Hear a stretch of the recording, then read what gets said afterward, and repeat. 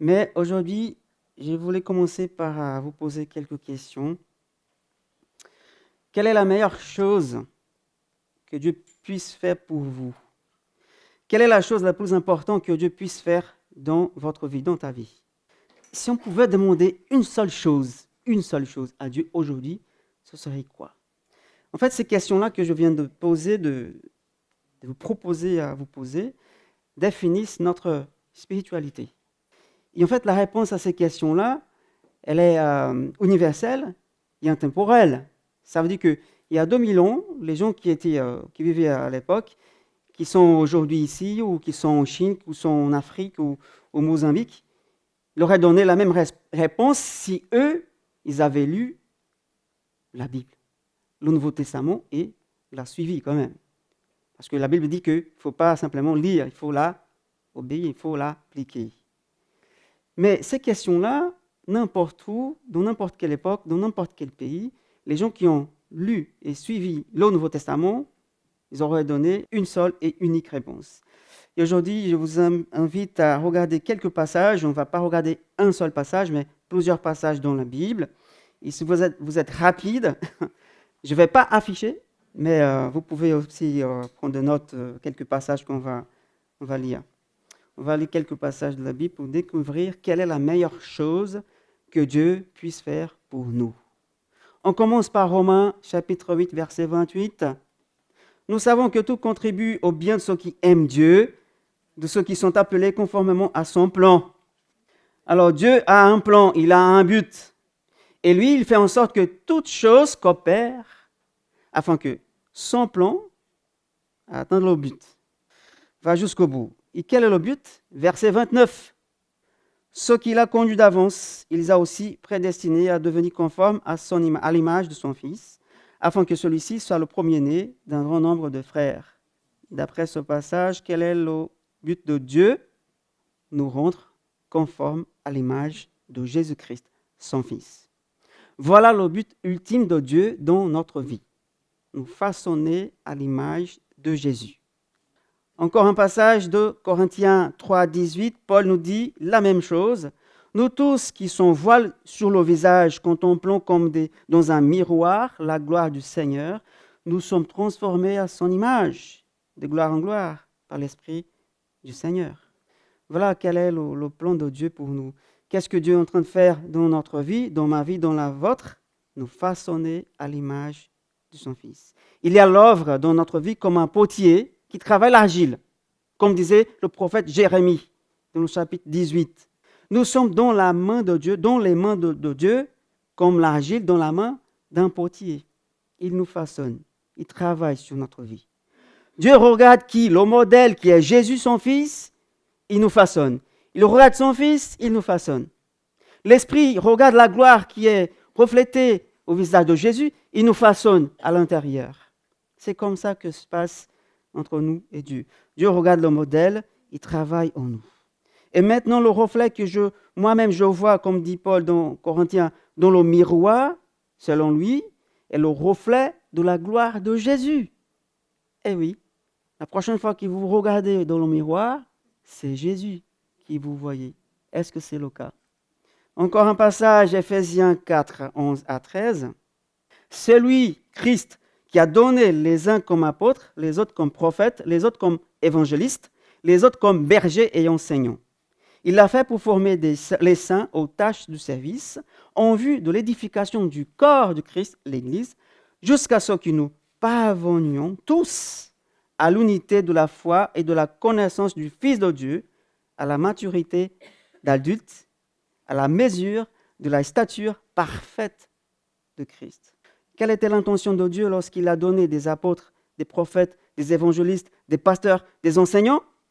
Le perfectionnement des saints, des chrétiens, pour l'œuvre du ministère, pour le service. Jusqu'à quand? Jusqu'à ce que nous soyons tous à la mesure, à la stature d'un adulte en Christ, en Jésus. On grandit tous. On ne s'arrête jamais de grandir. Même si on a un mois, qu'on connaît la parole, ou un jour, ou 10 ans, 50 ans, on grandit tous. On continue à grandir. C'est ça qui dit la parole. Il nous a donné des personnes pour nous aider à grandir dans la foi. Ça veut dire que je ne peux pas grandir tout seul. Simplement. Encore un passage Colossiens, Paul va leur dire qu'il travaille, lui, Paul, il combat pour eux, pour les Colossiens, afin de les présenter à Dieu comme des adultes en Christ, matures en Christ, c'est-à-dire un être humain parfait, entre guillemets. Parfait dans le sens que quand Dieu nous regarde, si on est un enfant de Dieu, si on est vraiment un disciple de Jésus, il voit Jésus en nous. Voilà la perfection. Jésus en moi. Parce qu'on n'est jamais parfait à 100%. Pas pour l'instant. Un jour, ça va être le cas. Mais Dieu travaille en nous pour que nous soyons parfaits. Un être humain parfait. Parce que dans la Bible, mes amis, il y a au moins 2 paradigmes. Elle nous présente 2 par rapport à l'humanité. On a Adam, on a Jésus. Adam, comme nous dit la Bible, est le premier paradigme de l'humanité. Jésus est le second paradigme de l'humanité. Adam, le premier homme, Jésus, le dernier homme, ou le second Adam, quand on dit.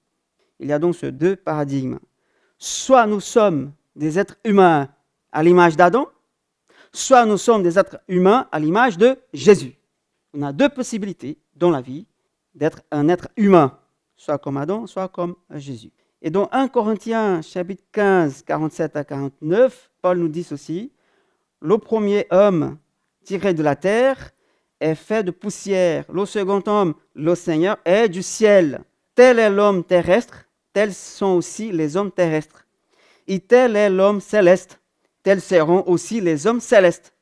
Et de même que nous avons porté l'image de l'homme fait de la poussière, nous porterons aussi l'image de celui qui est du ciel.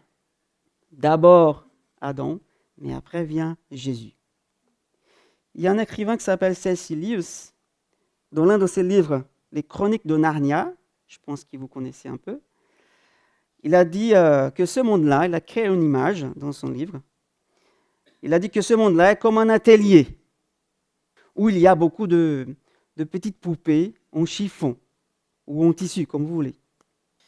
Il voit que l'une de ces poupées-là est devenue vivante, elle a pris chair. Et cette poupée qui a pris chair, elle se promène et il touche les autres poupées qui sont là. Et elles prennent également de la chair. Ils sont vivantes maintenant. Et C.S. Lewis, il crée cette image dans son livre parce qu'après la chute, après le péché, l'homme a perdu son identité céleste.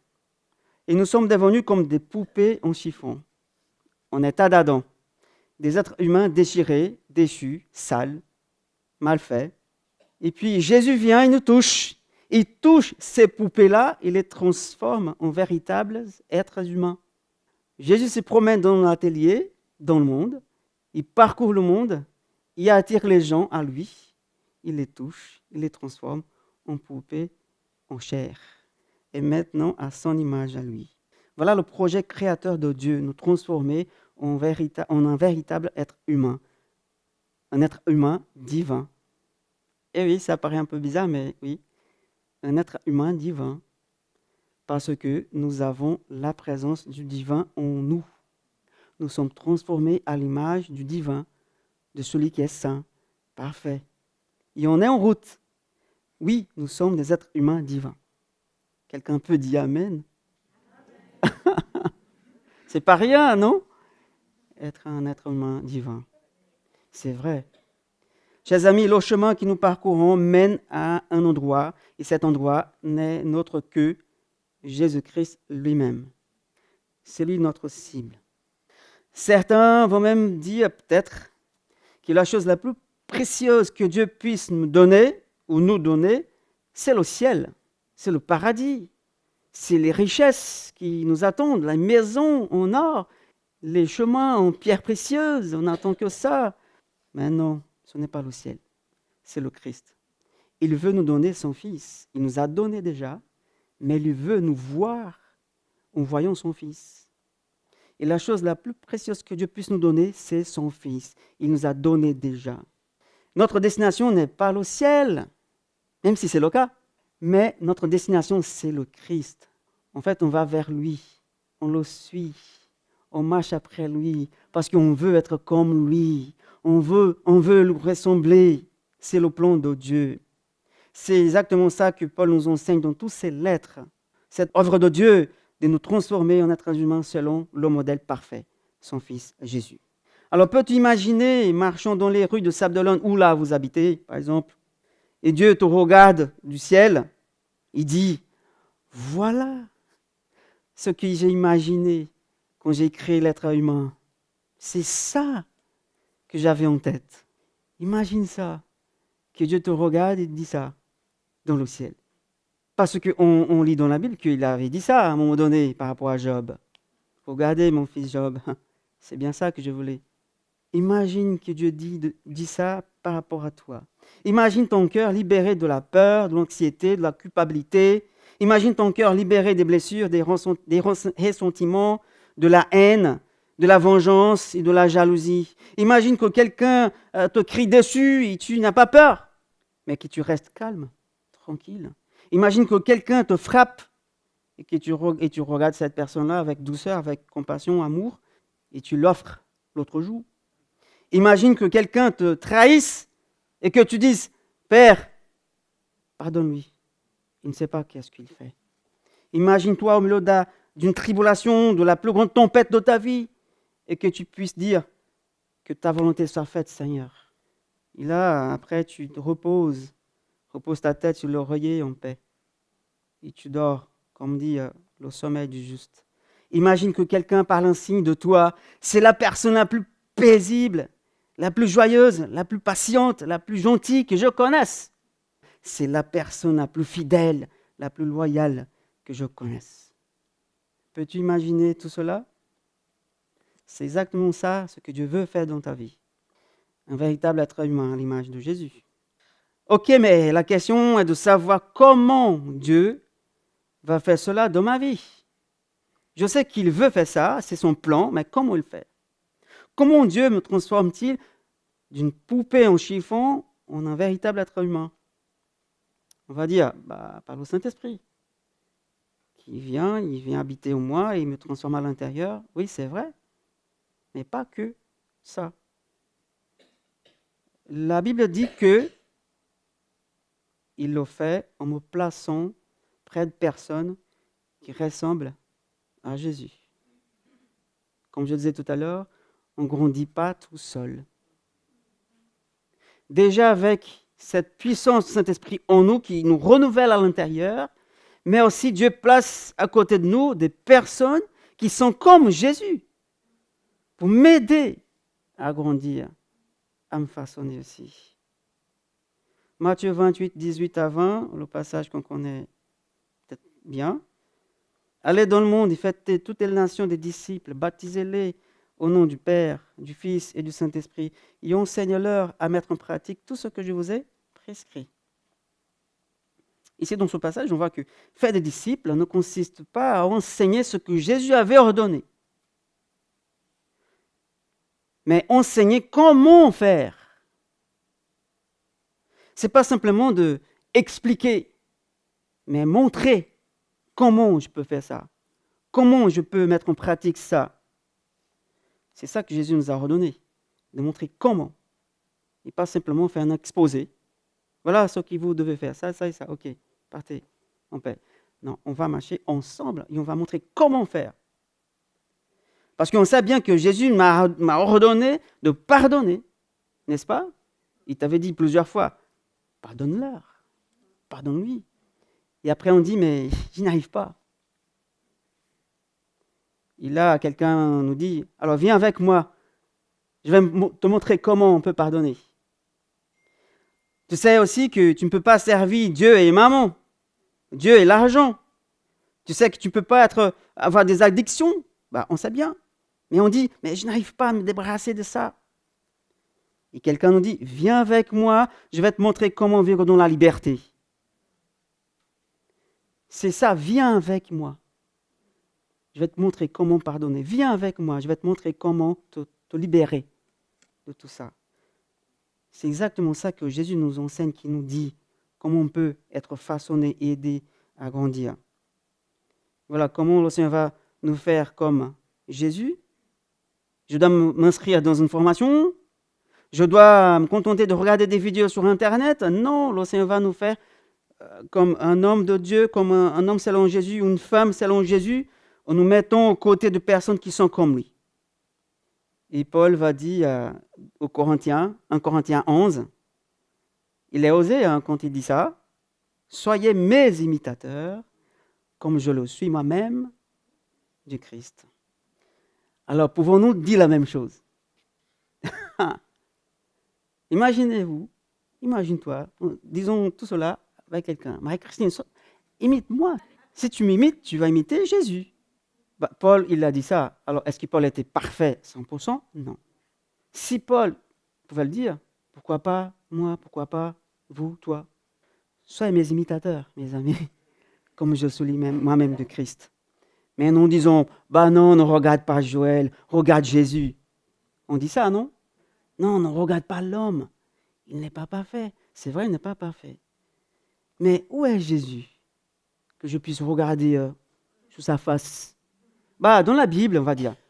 On a la chance quand même, on a toute la Bible, les évangiles, tous les récits qui racontent la personnalité, comment il agissait, qu'est-ce qu'il disait, comment il priait, comment il mangeait, avec qui il marchait. On sait tout ça. Mais on ne voit pas son visage là, en vrai. Par la foi, on le suit. Ses exemples, ses ordonnances, ses commandements.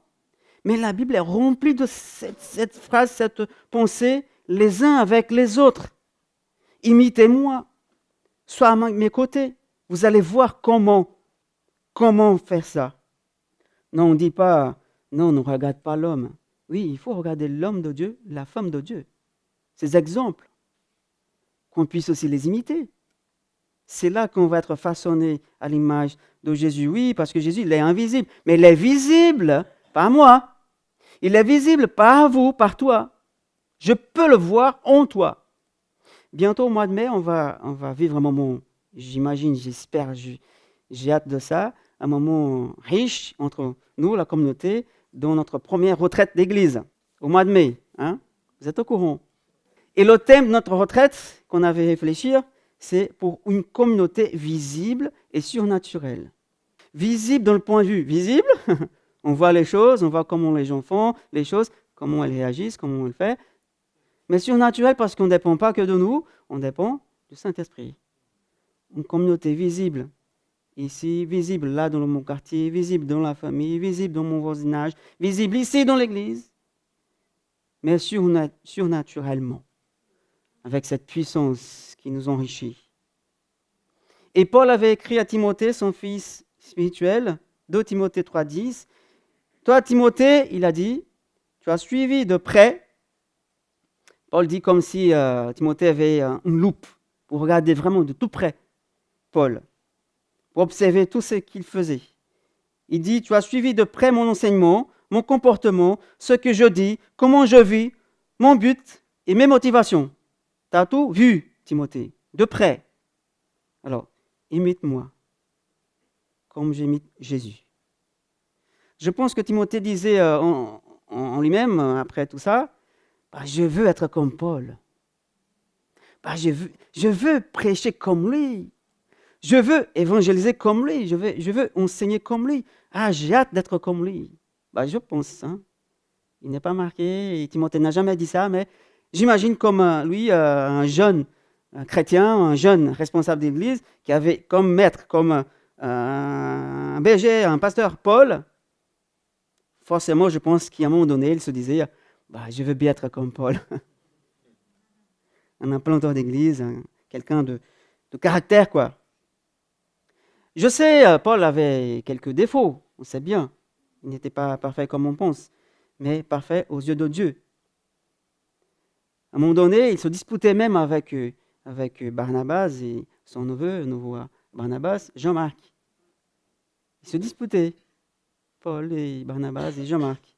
Mais plus tard, il avait dit à quelqu'un, amène-moi Jean-Marc, il m'est vraiment utile.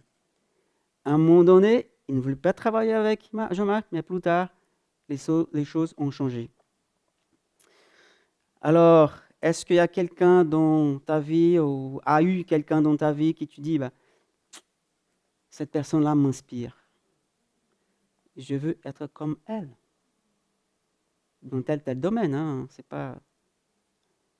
Est-ce que quelqu'un t'a déjà inspiré? Ou aujourd'hui même, il y a quelqu'un qui t'inspire? Salomon, dans sa sagesse, il avait dit dans Proverbe 27, 17, l'offert aiguise l'offert. Qu'est-ce qu'il dit à la suite? Tout comme l'offert aiguise l'offert, l'homme s'aiguise. Personne ne connaît pas le passage. Comment? Voilà, parfait, merci Christophe. Tout comme l'offert aiguise l'offert, l'homme s'aiguise au contact de son prochain. Voilà, c'est le contact qu'on est. On est aiguisé, prêt au combat, prêt à atteindre au but. La hache, elle est aiguisée. L'épée, elle est aiguisée. En contact avec l'offert. Aussi, mais on arrive au but principal, parce qu'on est tous différents. Voilà que notre mode de vie, mes amis, puisse inspirer vraiment d'autres personnes à dire « Je veux être comme lui. Je veux être comme Fabien, comme Camille, comme Andrea, comme moi. » Mais le modèle, c'est Jésus, on est d'accord. Mais nous sommes aussi des modèles, alors travaillons pour cela. On disait vendredi, on a aussi cette responsabilité aussi pour les autres. Même si chacun est responsable pour ses actes, on est d'accord. Mais moi-même, en tant que chrétien, je suis aussi responsable pour vos vies. Parce que je suis en quelque sorte un modèle. Hein. Excuse-moi, c'est pas... Mais vous comprenez le sens. Il y a des choses qu'il ne faut pas suivre. Mais ce qui est bien, oui. On retient ce qui est bien toujours. Paul dit, moi, parce que je suis le modèle de Jésus. Il appelle les gens à être avec lui, marcher avec lui, l'offert qui aiguise l'offert. Viens avec moi, disait Paul, sois mon imitateur et tu suivras Christ.